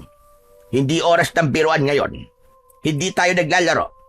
Kapag sinabi ng espiritong may kapangyarihan na babalik siya, tiyak yun. Hindi lang siya galit, kundi nasaktan rin ang kanyang pride. Anong gagawin natin, Lolo? Paano kung bumalik siya? Huwag ka mag-alala. Haharapin natin siya. Hindi ka namin iiwan ni Arong. Lalabanan natin siya, Apo. Pero Lolo Nestor, kaya po ba natin? Kakayanin natin, Apo. Siyempre. At alam mo ba kung bakit ko nasabi yon? Bakit po? Kasi may nakikita akong tanda sa iyong noo. Ha? Ano pong tanda? Lumapit si Lolo Nestor kay Moises. Dahan-dahang inilapit ang kanyang muka at sinipat ng maigi ang sinasabing tanda. May mutya ka, Apo. Nakatatak ito sa iyong noo. Isang puting mahiwagang bato. Puti! Pero hindi puti ang kulay niyan, Lolo. Alam mo tungkol sa bagay na ito? Opo. Kagabi po kasi, Lolo, lumabas po ako ulit. Tapos ang natatandaan ko, may nakita po akong pulang bato sa noo ng bungo. Tapos yun, dumikit po sa noo ko. Pula. Kaya pala, nung hindi ko pa to nakikita, ibig sabihin ay nasa ilalim ka pa rin ng kapangyarihan ng aswang na yon. At ngayon, naging puti na. Heto, tingnan mo. Kaya ko na siyang hawakan.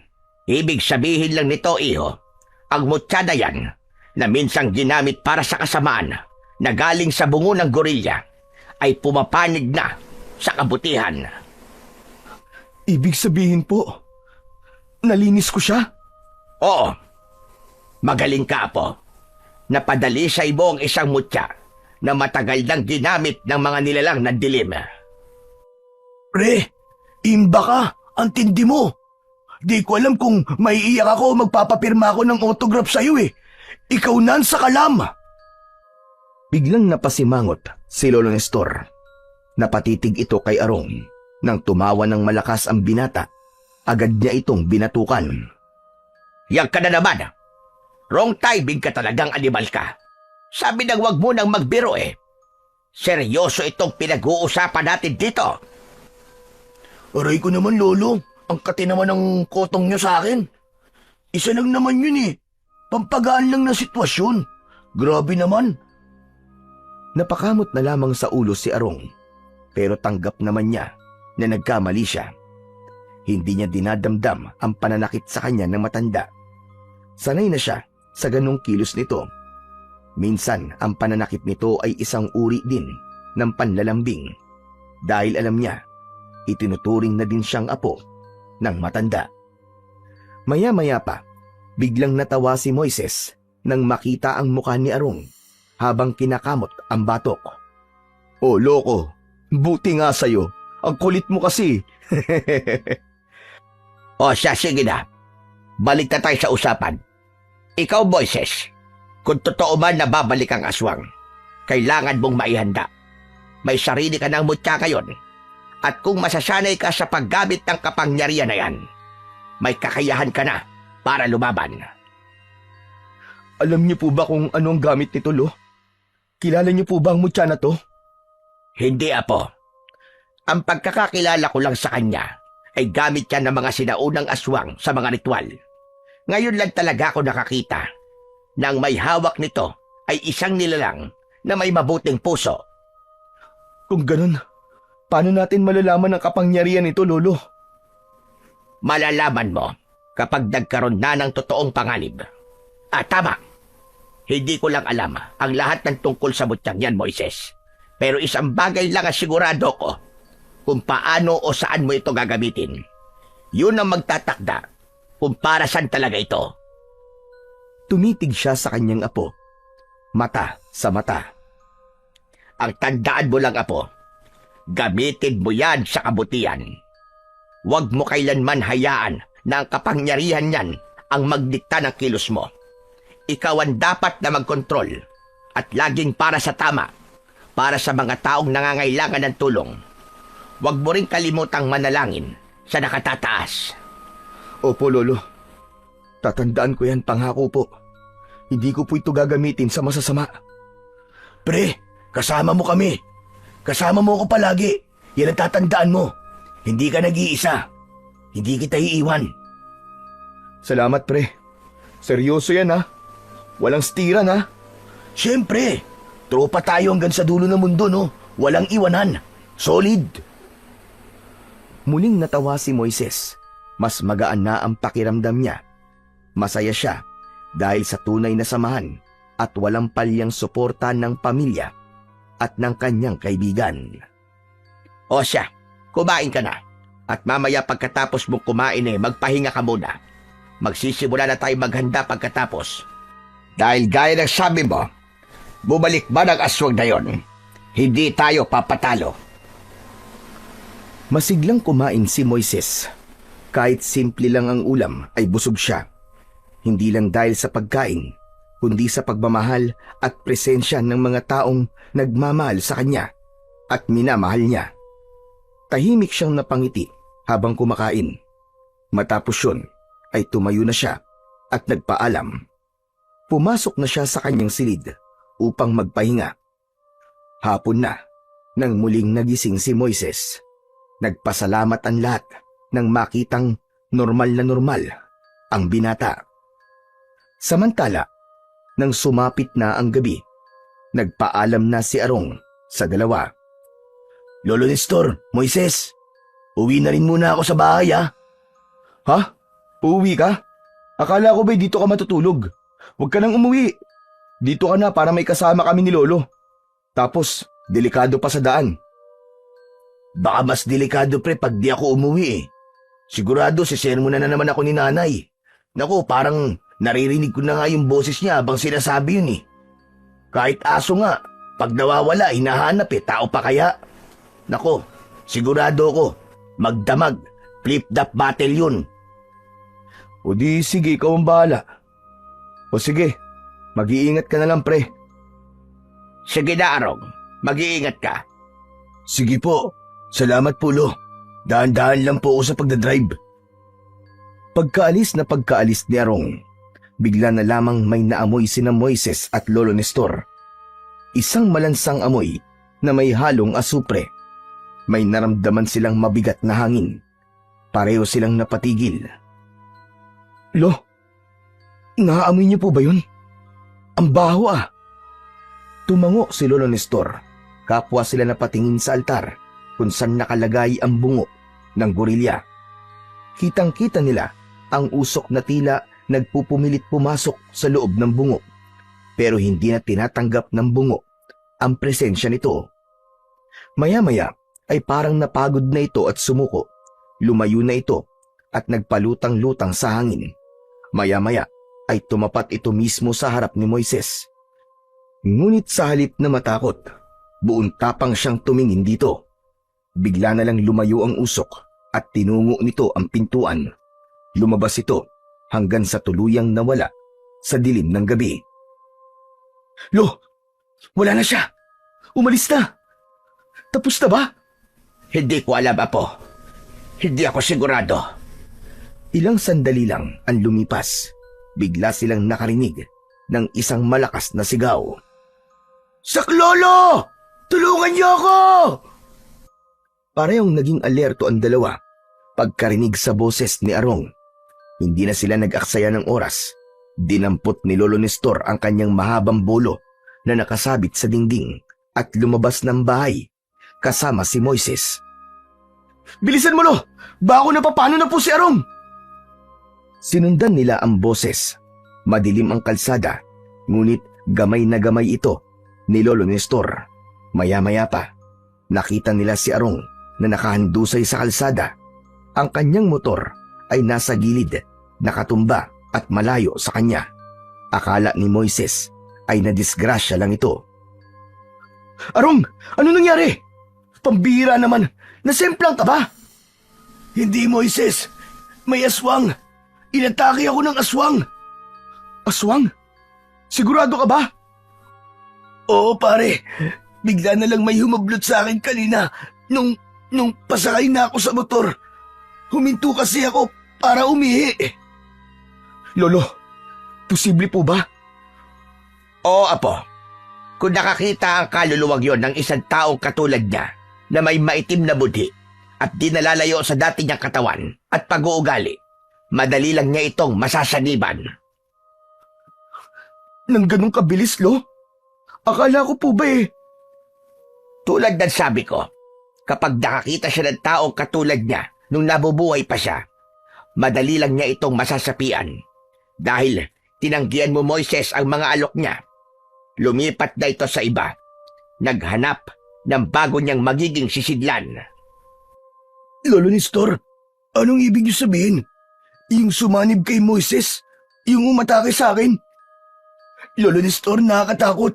Ang laki niya at ang lakas. Buong lakas akong hinila kanina. Paitaas. Mabuti na lang at nabitiwan niya ako. Nasaan na siya, Arong? Hindi nakasagot si Arong. Agad na tumingin sa paligid ang dalawa. Amoy na amoy nila ang mabahong singaw na tila may bulok na karne. Humahalo ito sa hangin. Andito pa siya. Naaamoy ko pa ang aswang. Lumabas ka dyan! Magpakita ka sa amin! Huwag kang duwag! Magpakita ka! May ilang segundong katahimikan hanggang sa may narinig silang mabigat at malalim na ungol. Mula sa gilid ng madilim na bahagi ng daan, unti-unting lumitaw ang nilalang. Ang liwanag ng buwan ay tumama sa kabuuan nito. Kitang-kita ni Moises ang aswang at napagtanto niyang ang aswang na tumutukso sa kanya at ang nasa harap nila ay iisa. Ayon sa itsura at sa tindig nito. Ikaw? Oo, ikaw nga yun. Hindi ako maaaring magkamali. Hindi ba't sinabi kong babalik ako at hindi kita patatahimikin, Moises? Akala mo ba ay ligtas ka na? Papatayin kita! Hindi kami natatakot sa'yo, Diablo buang ka. Hindi mo masasaktan ang apo ko. Ngunit ngumiti lang ang aswang sa sinabi ni Lolo Nestor. Isang ngiting tila nanunuya.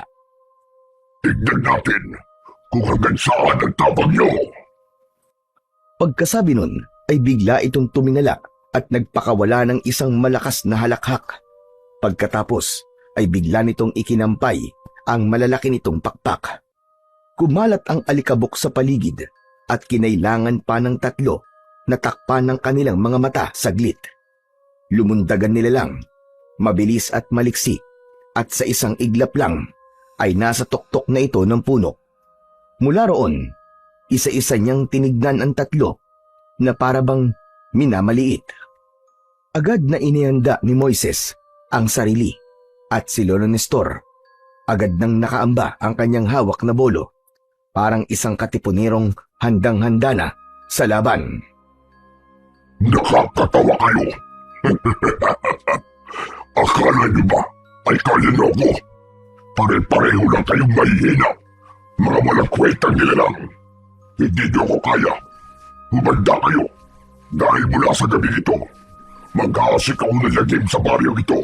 Lahat ng tao dito, gagawin kong aswang. Hindi kami papayag sa gusto mo mangyari. Saka pwede ba? Bumaba ka na nga dyan. Payabang ka pa eh. Di naman ako naniniwalang malakas ka. Ako nga, di mo na kayang makuha eh. Patawa ka. Bumaba ka dyan nang makita mo ang hinahanap mo. Biglang bumaba ng mabilis ang aswang. Halos hindi nakita ang galaw nito sa sobrang bilis. Tumigil ito sa harap mismo ni Moises. Tumitig ito sa kanya. Halos dumikit ang ilong sa ilong. Sinuwerte ka lang. Pero alam mo bang pwede ko ulit gawin yun? Babalik ako sa iyo, Moises, ng paulit-ulit. Tinignan ni Moises ang aswang ng mata sa mata. Subukan mo. Pero hindi mo na ako kaya ngayon. Hindi mo na ako matatakot. Ngayon pa ba? Ngayong nalinis ko na ang mutya. Ang mutya na dati ginamit ko sa kasamaan. Ngayon ay nasa kabutihan na. Hindi mo na ito magagamit para mapasok ang katawan na hindi mo kauri. Kala mo ba, tapos na ang lahat, Moises?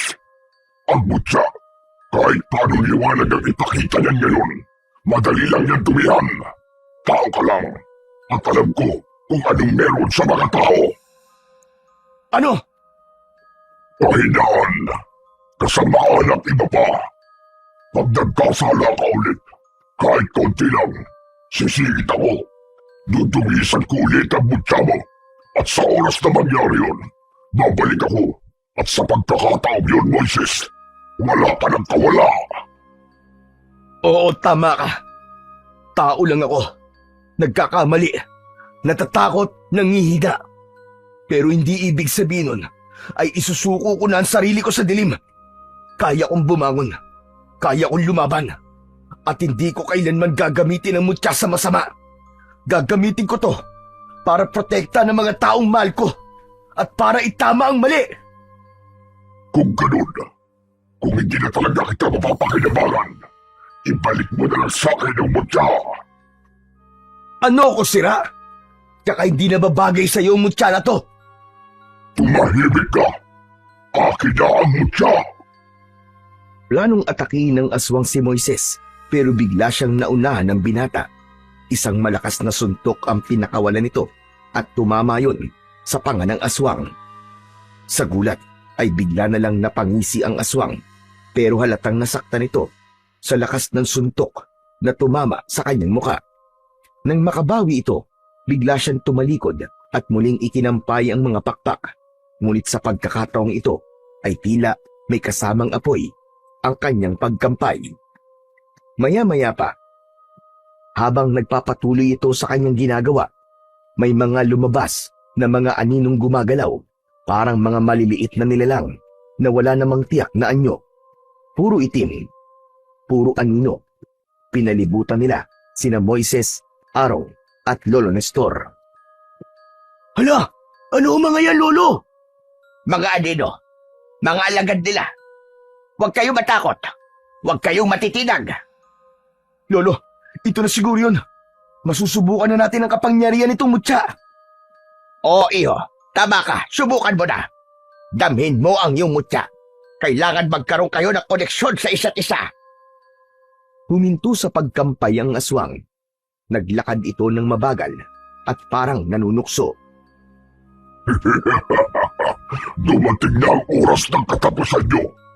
Sige mga alagad, patayin silang lahat!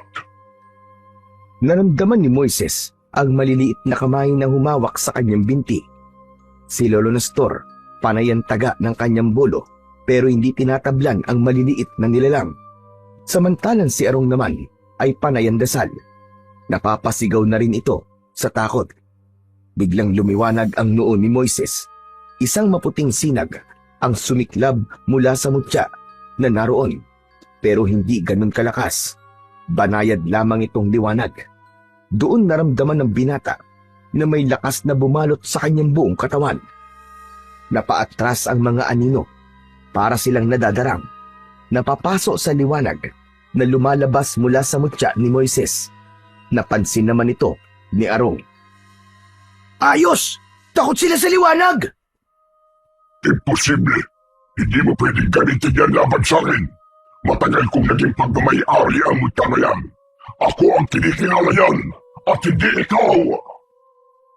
Lumipad muli ang aswang paitaas at muling bumulusok pababa, pasugod kay Moises. Ngunit sa mismong paglapit niya, biglang pinalakas ng mutya ang sinag nito. Tumama ito sa katawan ng aswang. Agad na nasunog ang mga pakpak nito. Hindi pa tayo tapos! Hindi pa ako tapos sa inyo! At sa isang iglap, tumakbo ito palayo. Pilit na lumayo mula sa liwanag na lumalabas sa mutya. Kasama nitong nawala ang mga aninong nakapaligid. Pagkatapos ng ilang saglit, bumalik ang katahimikan. Grabe! Ang galing mo, pre! Nakita ko yun! Pinaatras mo yung kalaban ah! Para kang may laser na gamit. Imba ka talaga! Ikaw talaga ang sakalam! Hindi ko nga alam kung paano nangyari yun eh. Hindi nga. Pero alam mo, Apo, ang liwanag na yan ay hindi lang dahil sa mutya. Dalawa kayong gumawa ng liwanag. Galing sa'yo ang kalahati nun. Alam mo ba? Pinalakas nito ang mutya dahil sa paniniwala mo sa tama. Yan ang tunay na kapangyarihan, Apo. Ang kabutihan na nagmumula sa iyong puso. Pero lo, nakatakas yung aswang. E di habulin natin. Kaya niyo po ba? Abay, oo naman, dabuho ka. Wala akong rayuma ngayong gabi, kaya maswerte ka. Mabilis na kumilos ang tatlo papunta sa kakahuyan kung saan nakita nilang gumawi ang aswang. Napansin ni Moises na tila lumakas ang kanyang pangamoy at paningin at ginamit niya yon para sundan ng bakas at amoy ng kalaban, ang amoy ng asupre na naiiwan ng nilalang. Nasa may unahan si Moises. Mabilis ang kanyang kilos at alerto hanggang sa bigla na lang mula sa itaas, bumagsak ang aswang sa harap niya. Agad na umamba ng suntok si Moises. at mabilis na umatake. Inilagan siya ng aswang at gumanti gamit ang kanyang mga kamay na may matutulis na mga kuko. Natamaan si Moises nun, pero hindi man lang siya nasugatan, ni hindi man lang bumaon ang mga kuko ng aswang sa kanyang balat. Nahawakan ng binata ang isang kamay ng kalaban at iwinasiwas ito at ipinagwagwagan sa hangin. Sa kanya ibinalibag ng malakas. Ang lakas ng binata ay halos 10 tao ang katumbas. Tumama sa isang malaking puno ang aswang. Moises, sige lang! Labanan mo lang siya, Apo! Tapusin mo na siya! Ngunit biglang nagbago ang anyo ng aswang. Sa harap ni Moises, hindi na halimaw ang anyo nito, kundi kapitan ng kanilang baryo, si Kapitan Turing. Kapitan? Hindi! Bakit ikaw? Natitigilan si Moises. Umamba siyang umatake, pero hindi niya magawa. Hindi niya kayang paslangin ang taong kilala niya, lalo pat alam naman niyang sinaniban lang ito. Lo! Paano to? Anong gagawin ko? Nanginginig ang mga kamay ni Moises. Tumingin siya kay Lolo Nestor, tapos sa kapitan na nakatingin sa kanya ng masama at panay ang ngisi. Maya-maya ay naramdaman niya ang mutya. Tila umiinit. Hinawakan niya ang kanyang noo. Pinikit niya ang kanyang mga mata. Mutya, gawin mo ang nararapat. Palayain mo siya. Linisin mo ang kasamaan. Dalisayin mo ang kanyang pagkatao. Muling lumiwanag ang noo ni Moises. Kumislap ang puting mutya at mula dito'y may lumabas na enerhiya.